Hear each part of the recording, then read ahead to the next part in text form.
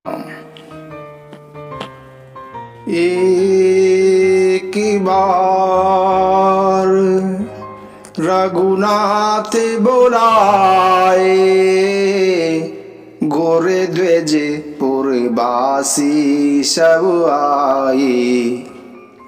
बैठे गोरे मुनि और द्विज सज्जन, बोले बचन भगत भव भंजन।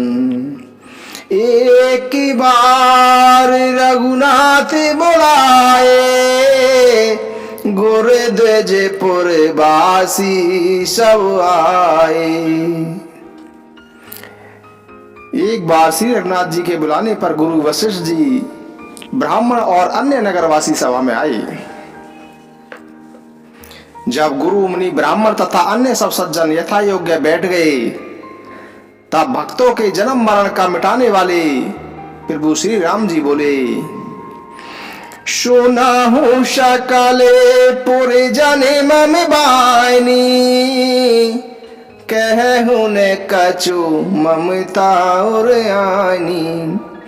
नहीं अनीति नहीं कछु प्रभुताई, सोना है करहूं जो तुम्हें ही सुहाई। सोई सेवक प्रियतम मम सोई, मम अनुशासन माने जोई। जो अनीति कछु भाषो भाई, तो मोहि बर जहूं भय बिसराई। बड़े भागे मानुष तनु पावा, सुर दुर्लभ सब ग्रंथ निगावा। साधन धाम मोक्ष कर द्वारा, पाइन जेहि परलोक सवारा। एहि तन कर फल विषय न भाई, स्वर्ग स्वल्प अंत दुखदाई। नर तनु पाई विषय मन देहि, पलटी सुदाते शठ विष लेहि। ताहि कबहु भले कहे न कोई, गुंजाग्रह ही परस मन खोई। आकर चारी लक्ष्य 84, जोनी भ्रमत यह जीव अविनाशी। फिरत सदा माया कर प्रेरा, काल कर्म शुभावे गुण घेरा। कब हो के करी करुणा नर देही, देते ईश बिनु हेतु शनि। नर तनु भव बारिधि कहूं बैरो, सन्मुख मरुत अनुग्रह मेरो। कर्ण धार सदगुरु दृढ़ नावा, दुर्लभ साज सुलभ करि पावा। जो परिलोकी यहाँ सुख चहु, सुनि मम बचन हृदय दृढ़ गहूं। सुलभ सुखद मार्ग यह भाई, भगति मोर पुराण श्रुति गाई। ज्ञान अगम प्रत्युहि अनेका, साधन कठिन मन कहूं टेका। करत कष्ट बहु पावई को, भक्तिहीन मोहि प्रिय नहीं शो।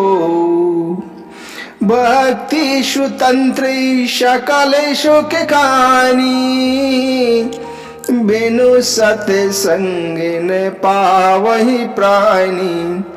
पुण्य पुंज बिनु मिलहि न संता, सत्संगति संस्रति करे अंता। पुण्य एक जग मैं हूँ नहीं दूजा, मन क्रम बचन बेप्र पद पूजा। शानुकुल ते ही पर मुनि देवा, जो तजी कपटु करई द्विज सेवा। कहूँ भगति पथ कवन प्रियाशा, जोगे नमक जप तप उपवासा। सरल शुभाबु ने मने कुटलाई, जता लाभ संतोष सदाई। मोरे दास कहाई नर आशा, करही तो कहूँ का विश्वासा। बहुत कहूँ का कथा बढ़ाई, यही आचरण बश में भाई। बैर ने विग्रह आशीन त्राशा, सुख में ताई सदा शब आशा। अनारंभ अनिकेत अमानी, अनागे अरोष दक्ष विज्ञानी। प्रीति सदा सज्जन संसर्गा, त्रन शम विषय स्वर्ग अपवर्गा। भगति पक्ष हट नहीं शठताई, दोष्टे तर्क सब दूरी बहाई। सुनते सुदाशम बचन राम के, गहे शबनी पद कृपा धाम के। जननी जनक गुरु बंधु हमारे, कृपा निधान प्राण ते प्यारे। तनु धनु धाम राम हितकारी, सब वेद तुम प्रणतार तिहारी। आशीष के तुम बिनु देने न को, आशीष की तुम बिनु दे न को। मातु पिता स्वारथ रत हो, हेतु रहित जग जुग उपकारी। तुम तुम्हारे सेवक असुरारी, स्वार्थ मीति सकल जग माही।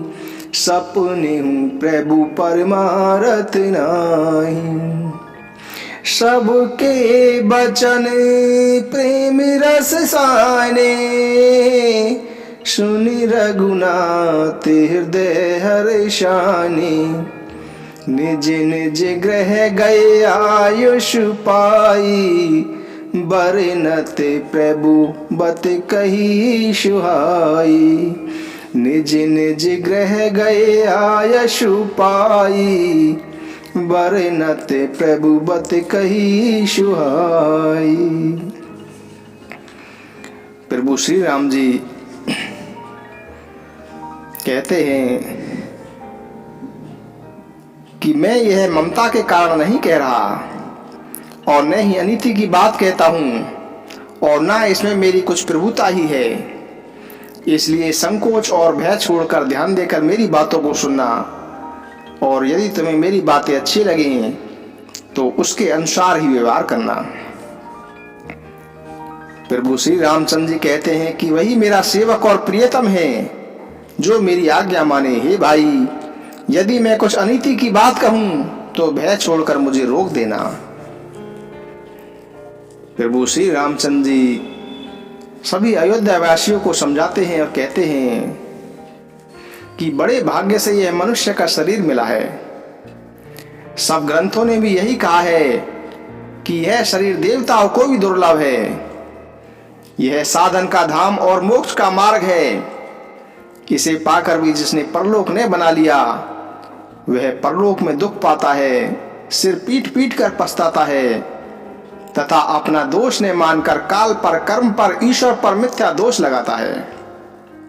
हे भाइयों, इस शरीर के प्राप्त होने का फल विषय भोग नहीं है। स्वर्ग का भोग भी बहुत थोड़ा है और अंत में दुख देने वाला ही है। अतः जो मनुष्य शरीर पाकर भी विषयों में लगे रहते हैं वे मूर्ख अमृत को बदलकर विष ले लेते हैं। जो पारसमणि को खोकर बदले में घोंघंची ले लेता है उसे कभी कोई बुद्धिमान नहीं कहता। यह अविनाशी जीव 4 खानों और 84 लाख योनियों के चक्कर में लग पड़ा रहता है। 84 लाख योनियों में चक्कर लगाता रहता है। माया की प्रेरणा से काल कर्म स्वभाव और गुण के वश में हुआ यह सदा ही भटकता रहता है। बिना कारण के स्नेह करने वाले ईश्वर कभी किसी विरले पर ही दया करके, बिना कारण के स्नेह करने वाले ईश्वर कभी किसी विरले पर ही दया करके उसे मनुष्य का शरीर देते हैं। यह मनुष्य का शरीर भवसागर के लिए बेड़ा है। मेरी कृपा ही अनुकूल वायु है। सद्गुरु इस मजबूत जहाज के खेने वाले हैं। इस प्रकार दुर्लभ साधन सुलभ होकर उसे प्राप्त हो गए हैं। जो मनुष्य ऐसे साधन पाकर भी भवसागर से न तरे वह कृतज्ञ और मन बुद्धि है और आत्महत्या करने वाले की गति को प्राप्त होता है। यदि परलोक में और यहाँ दोनों जगह सुख चाहते हो तो मेरे वचन सुनकर उन्हें हृदय में दृढ़ता पूर्वक पकड़ कर रख लो। मेरी भक्ति का यह मार्ग सुलभ और सुखदायक है। पुराणों और वेदों ने भी यही गाया है। ज्ञान तो दुर्गम है, उसकी प्राप्ति में अनेक कठिनाइयां हैं। उसका साधन कठिन है और उसमें मन के लिए कोई भी आधार नहीं है। अत्यधिक कष्ट उठाकर कोई उस ज्ञान को प्राप्त भी कर लेता है तो वह भी भक्ति रहित होने से मुझे अत्यधिक प्रिय नहीं होता।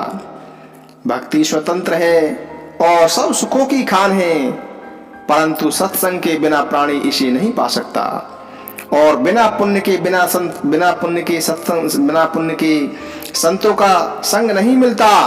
सत्संगति ही जन्म मरण के चक्रों का अंत करती है।